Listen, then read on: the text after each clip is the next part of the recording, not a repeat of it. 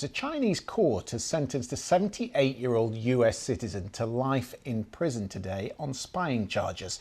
Shing-Wan Leung was arrested in Hong Kong 2 years ago by the Chinese counterintelligence agency. Today he was found guilty of espionage. The notice from the court said he'd been sentenced to life imprisonment and deprived of political rights for life.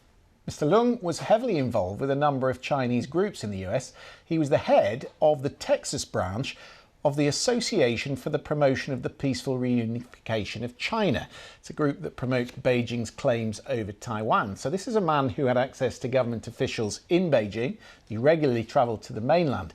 A spokesperson for the US Embassy in Beijing said they were aware of the reports. It's fascinating, this, Joel, because I mean this is clearly a man who was pushing for China to have control of Taiwan. He's not someone that you would say the United States would have much sympathy with, but maybe he had the right cover, I don't know. But clearly the Chinese feel that he was spying on behalf of the United States.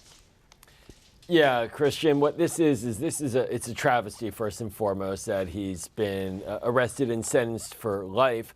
But what we're watching here is authoritarian governments like China, and this happened in Iran as well, to a dual citizen, Iranian-American, Siamak Namazi, who was well-positioned, knew individuals in the Iranian government, had Western contacts, and was arrested because he actually advocated for openness. And so this symbol of this arrest is also going straight at people in Hong Kong and in China as well, more broadly speaking, who are engaged in talking to the West, talking to the United States. They're American citizens. They want that openness, and they have credibility inside the regime.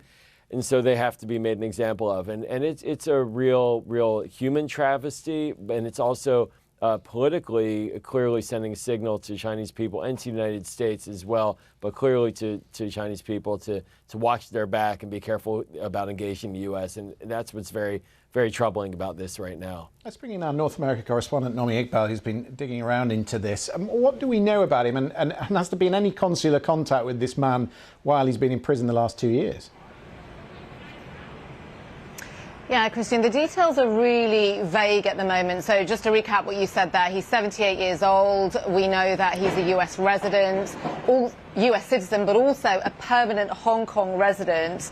And he was arrested in the southeastern city of Suzhou on April the 15th, 2021. So that was just after China had imposed these huge restrictions on travel and other social controls to stop COVID from spreading. Now, as you can imagine, it's all very vague. There's next to no transparency when it comes to these sorts of trials that happen in China. And there's often really long delays between when someone's convicted and sentenced. So, you know, you mentioned his sentence there. It's a really harsh sentence. It's pretty unheard of, I think, in that respect. You know, sentenced for life, deprived of his political rights for life. The State Department released a statement as well. They said there's no greater priority than the safety and security of US citizens abroad. But that's all that they've said. They've not given any more details. President Biden hasn't commented. And of course, this comes at a time when relations between the US and China, to put it mildly, aren't great. I was just looking back at the news over the last week or so, and the US authorities have arrested people in the United States. A 63-year-old Boston man who was accused of being a spy for the Chinese government, intimidating pro-democracy dissidents in the United States. Could there be a connection? Could it be a tit for tat, given the timing, just out of the blue like this? Well, that's a question that's obviously everyone's asking, is that got to do with anything to do with the overall US-China ties? But the Suzhou court didn't indicate any of that, if it was related to the overall tensions. The thing with spying charges is that they're highly selective, and there's often no evidence to back any of them. And to be fair, that's how a lot of countries operate. They don't give you all those details. They don't want people to have access to all that information and how they work. It's kind of standard practice. But as I mentioned there, it doesn't really help with the tensions, does it? So we know that relations between the US and China deteriorated under Donald Trump because of the trade war in 2018, and they've not got much better under Joe Biden.